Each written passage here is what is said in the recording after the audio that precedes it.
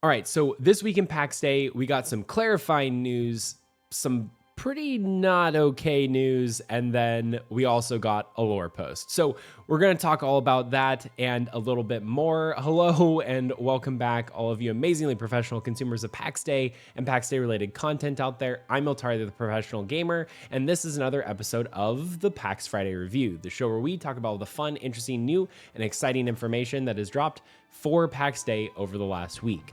Like I said, we got some not so great news this week. Mainframe is downsizing the number of people employed at the studio, going from 60 down to 43. This is a pretty sizable reduction in the team. However, we will talk about that, my thoughts on it, and why this might not necessarily be a bad thing for Pax Day. Obviously, not ever good news to hear people are losing their jobs, but this is kind of the part of the course for the industry as a whole. We'll talk about that. We're also going to talk about all of the new information that is coming out with regards to what is being wiped for verse 3, what you can expect for it, what that looks like. We are going to cover everything you need to know about the next wipe happening with verse 3. This will also be the last wipe that is happening before the final end-all be-all wipe and release.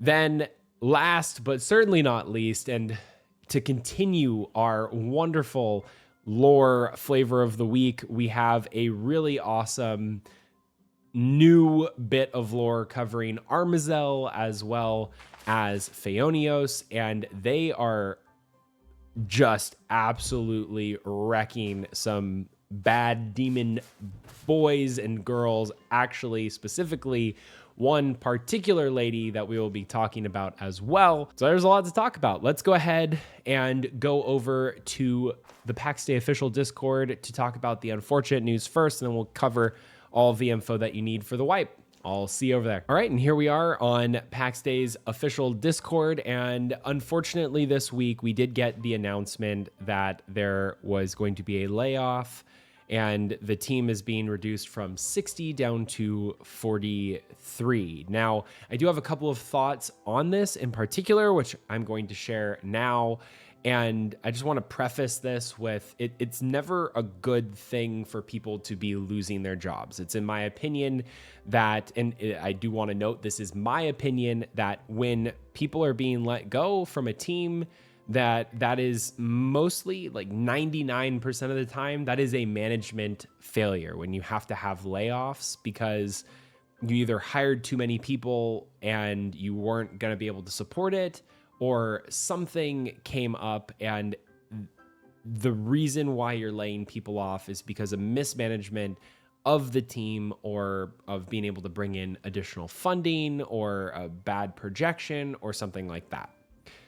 That's not to say that Mainframe has bad people steering the ship, though. And part of the reason why I think that is because it takes a level of trust and a level of openness with the community to come out and admit, hey, we messed up.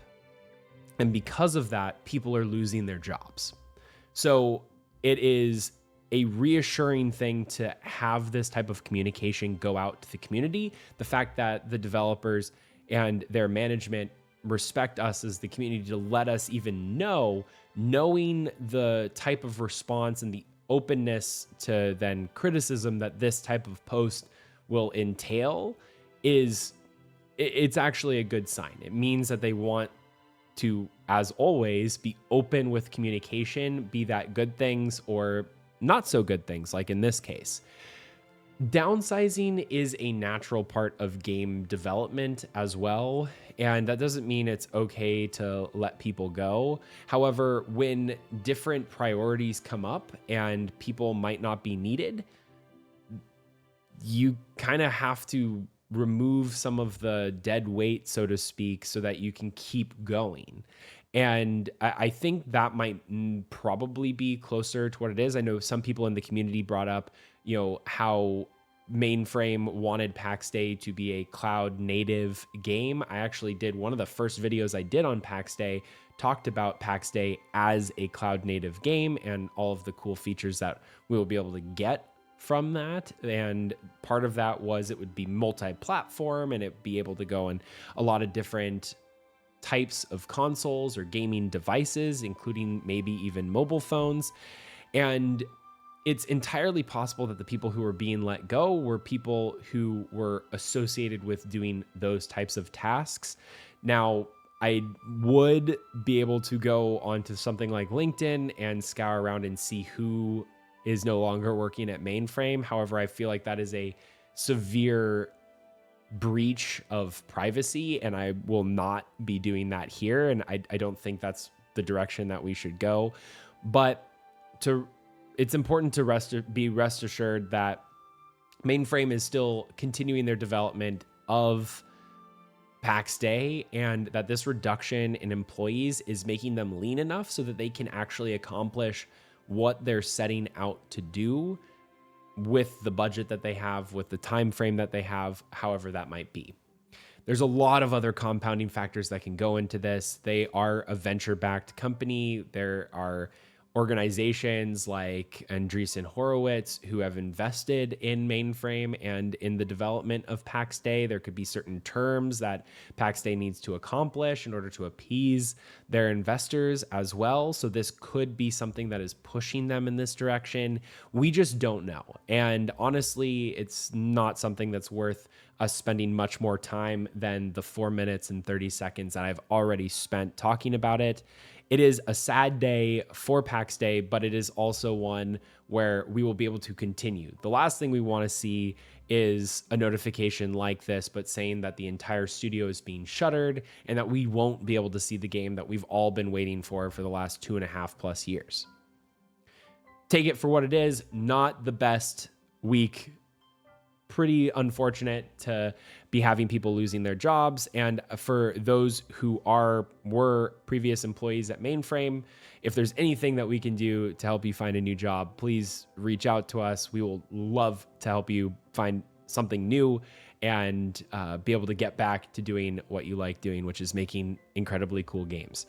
But let's go ahead and shift to a more positive note. We will be talking about the wipe that is coming for Verse 3 up next. I will be doing that over on playpaxday.com. I will see you over there. All right, and here we are on playpaxday.com. And last week, I did a pre-recording because I was on a little mini vacation, which now I've gone under the weather from all the traveling I was doing. But one of the exciting things that came out from last week was we got a bunch of information about the upcoming wipe and what we can expect. Now, on top of that, this entire week, there's been additional posts on more specifics that we will also touch on in this part. So this is the section covering everything you need to know about the wipe that is coming up for Verse 3.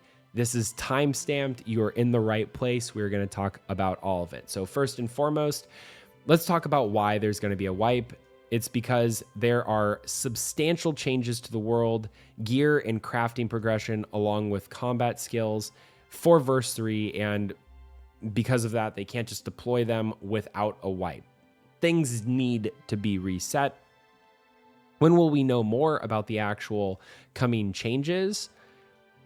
That is something that they are planning very soon. It seems like they're planning a series of spotlights that will be published in the weeks leading up to the release of Verse 3. We haven't gotten one of those yet, even as of posting today. So we are still a ways away from the actual Verse 3 drop happening, I think is something important to note. But then let's talk about what is actually being wiped. So the world geography is indeed changing, which means all plots are going to be wiped. If you have things that are built on plots, you will get those reimbursed to you in your L file. That's when you press L. In order to access that when you are back in game after Verse 3 launches, you will have to place your plot again, and then you can access on your plot your L file, and all of those materials will be made accessible to you. It is important to also note that of all of the materials that you will be receiving, everything will be getting downgraded to the base materials that are corresponding to the different things. So a great way to think about it is, let's say you have armor. Armor is going to potentially be getting downgraded. There are still some questions about that and clarifications as of the time of recording, but let's use it as an example.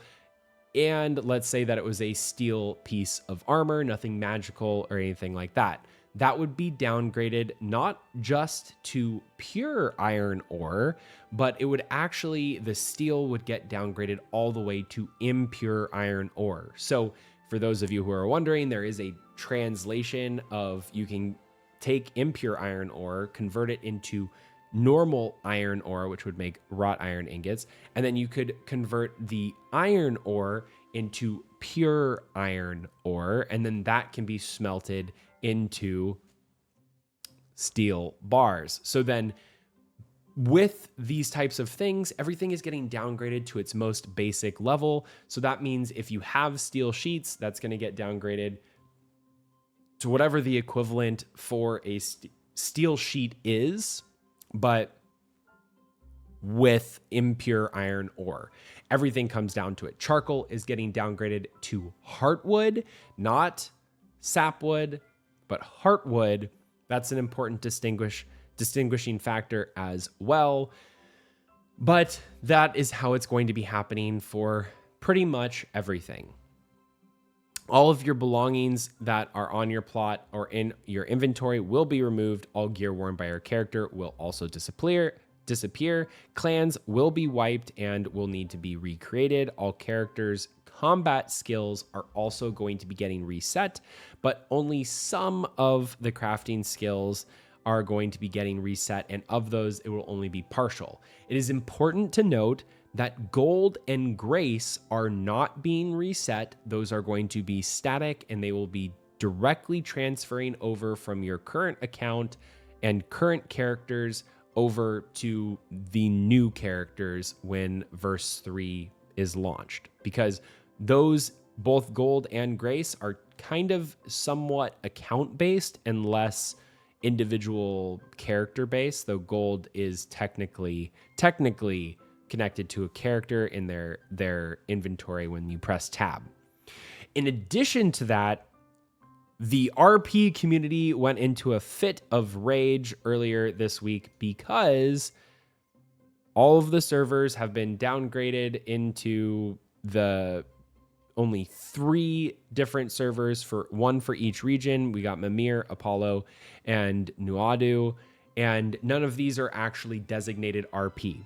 The RP community got a little bit frustrated this week, and by a little bit, in some of cases, they were very much so frustrated, but that was because they are missing the RP designation. It is important to note that RP designations did nothing for actually protecting players or characters.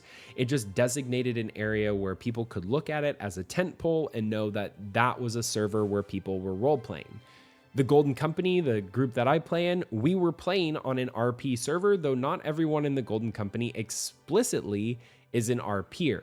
There is no enforcement that's going on, but we like playing with the RP community because it makes more enjoyment for everything that we're doing, and many of us do like to participate as well. Nothing is enforced though, and the reasoning that the developers have is they're trying to focus everything in on the specifics of one server, and they don't believe there's going to be necessarily too big of an impact in this particular final wipe cycle before launch. They also mentioned that they will most likely be having an RP designated server for each region when the game does launch, but for this particular cycle, they are only planning on having these 3 servers. If for whatever reason these servers explode and there's a lot more people playing the game, then they will also open up new servers, and maybe there's potential to have an RP designated server at that point in time. In the past, if you were thinking of, oh, well, what happens if I want to be on one of those? They have offered character transfers for a limited period of time after a new server went live. You had to reach out to them in order to do that. I would imagine that potentially something like that will exist in the future, or it'll be something that we as players will be able to opt into as well. So then comes the question of what compensation do we get as players? So with all the previous wipes, we were able to get redeeming queues to compensate for the items that we accumulated, but due to all of the changes that are coming with the economy this update, most, if not all, items are going to be converted into resources from which they were crafted. So again, there's so many different changes that are occurring in the crafting side of things, which in my opinion is a good thing. That is an exciting change that we are going to be getting. We might be getting a lot new skills and abilities from the gear that we can craft. And because of that, a lot of the different crafting recipes have to be reset, changed, modified, whatever it might be. So everything, like I said, is getting downgraded into its minimum base parts, but you're going to be getting equivalents of those pieces of material. So steel is getting downgraded to its comparable amount of impure iron ore, not just a reduction in the impure iron ore that you'd be getting. So that's actually good and reassuring.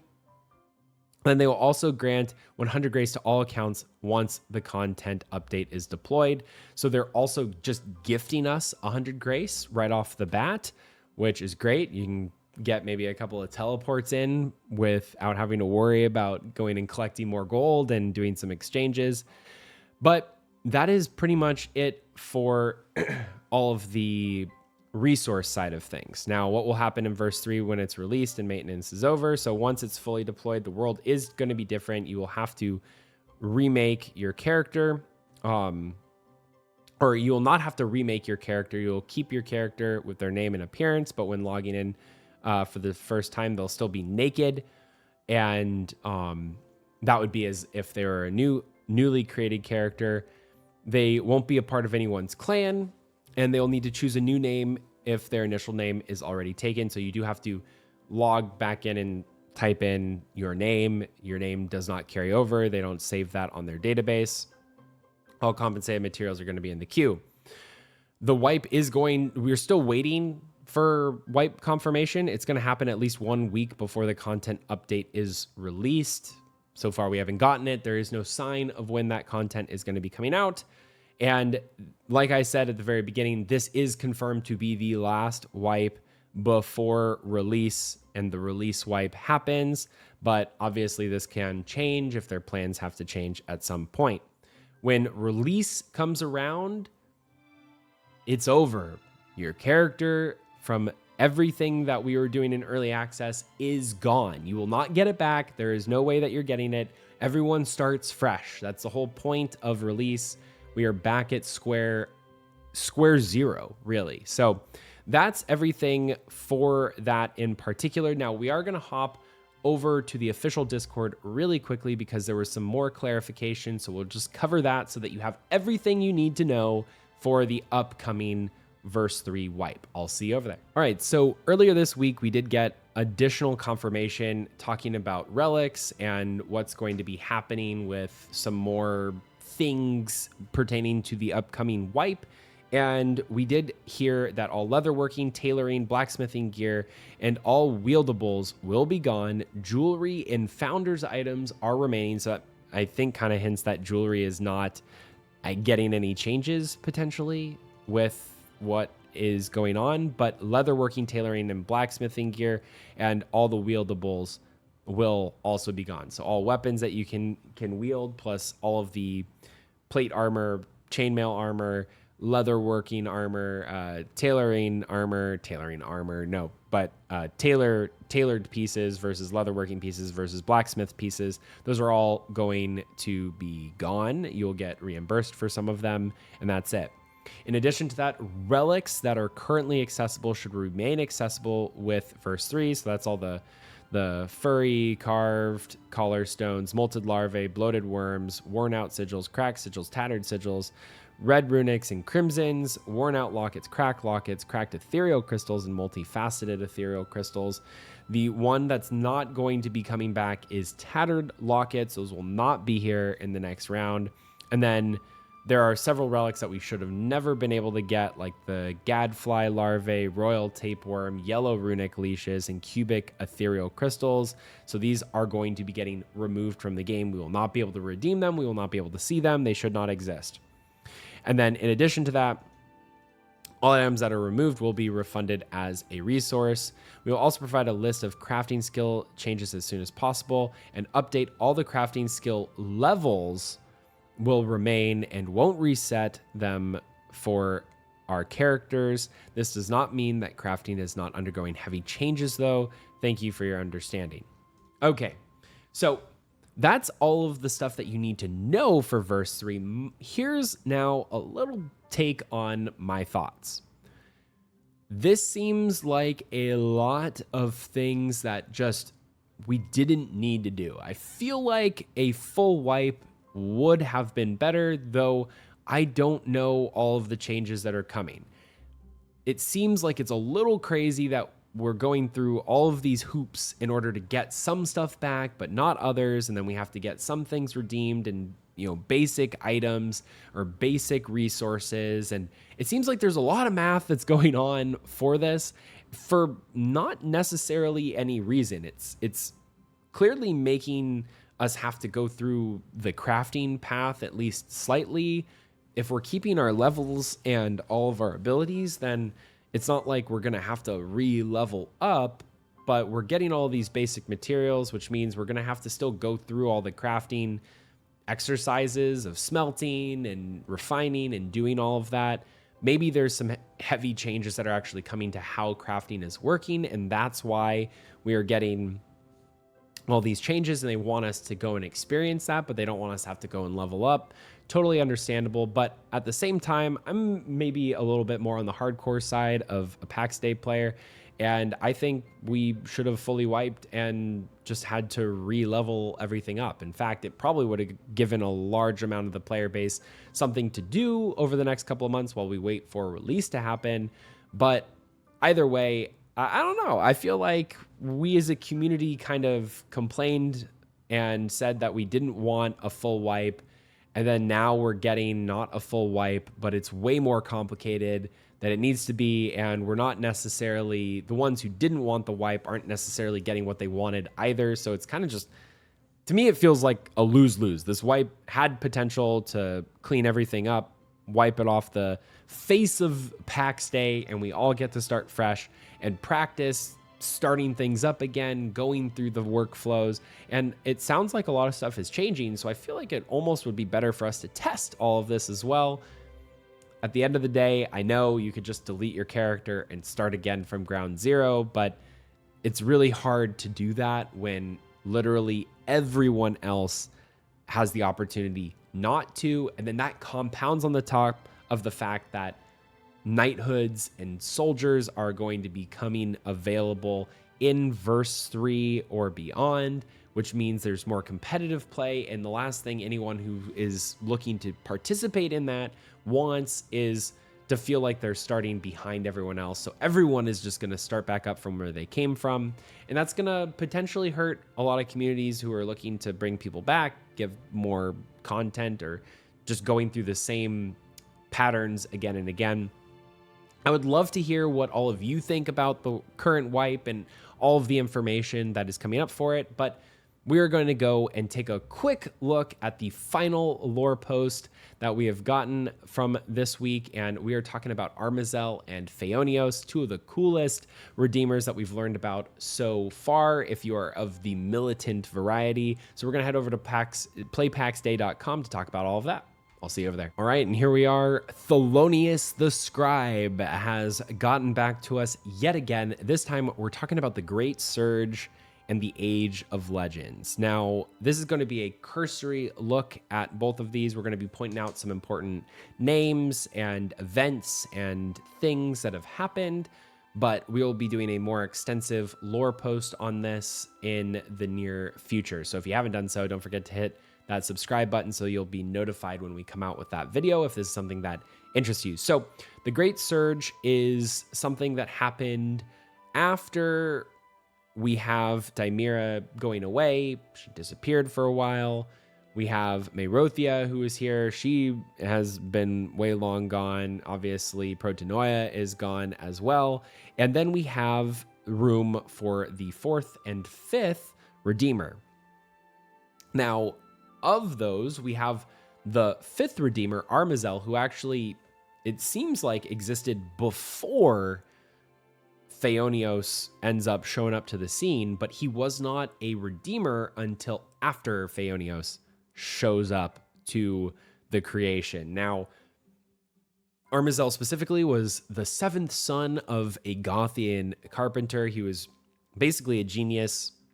He was really good at alchemy and sacred geometry, and he figured out how to imbue different metals with divine spirit and how to craft weapons and armor unlike anything that has existed previously, giving people the ability to cast spells using them. So this is where our armor is infused with the ability to cast magic on it. It's Armozel's fault. He taught us how to do it, and for that we get to thank him. Nevertheless, he seems to have been a little nomadic. He was traveling around, and he ended up at the age of 34 going and servicing the king of Anatolia for 11 years.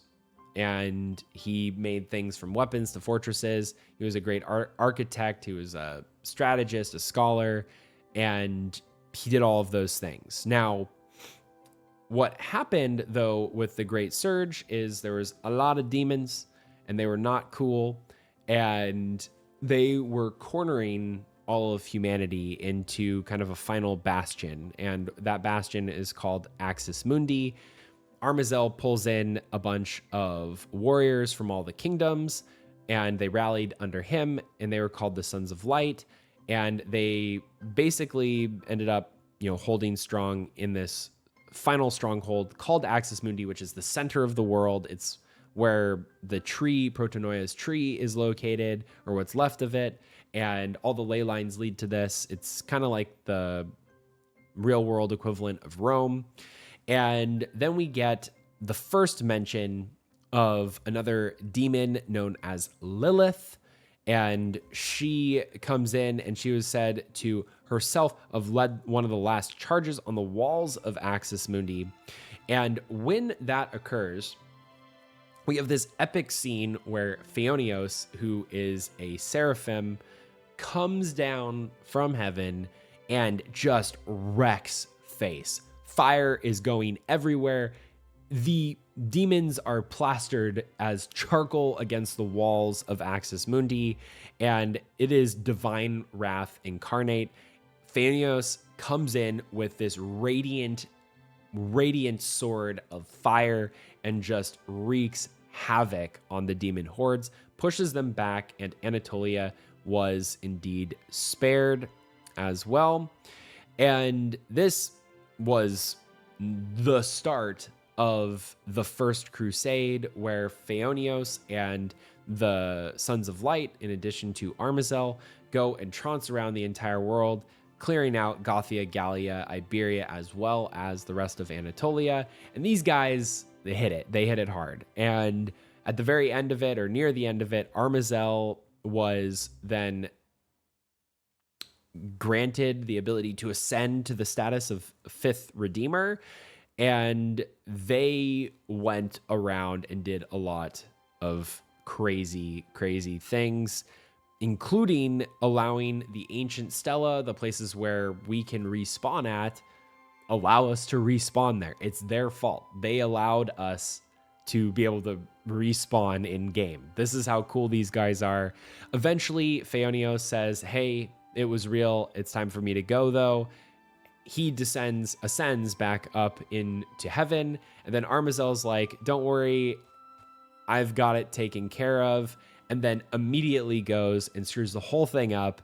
He was deceived by Pride, so most likely the demon prince of Pride. Pride's always referenced, and then you can connect the dots. But Armozel is lured into a place called Mount Medulla. He and the Sons of Light descend into it. He breaks the seals open on it, goes down, and those seals were placed there during the First Crusade. He goes down into this Mount Medulla, and he's never seen again, and neither are the Sons of Light. So that is the Great Surge. It was this great demon incursion on the Great Kingdoms, and it was a very tumultuous time, but it also saw two very strong redeemers come in, warrior redeemers of that as well.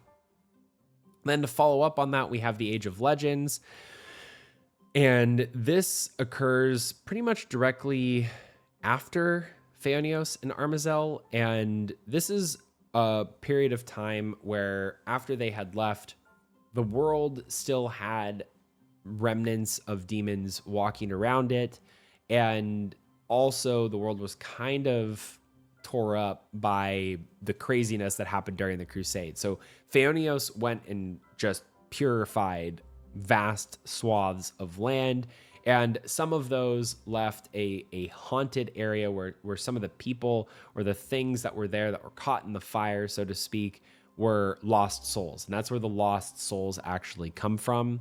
And they exist there because of just the clearing out that occurred. Now, we also get mention of several legends that actually come in the Age of Legends.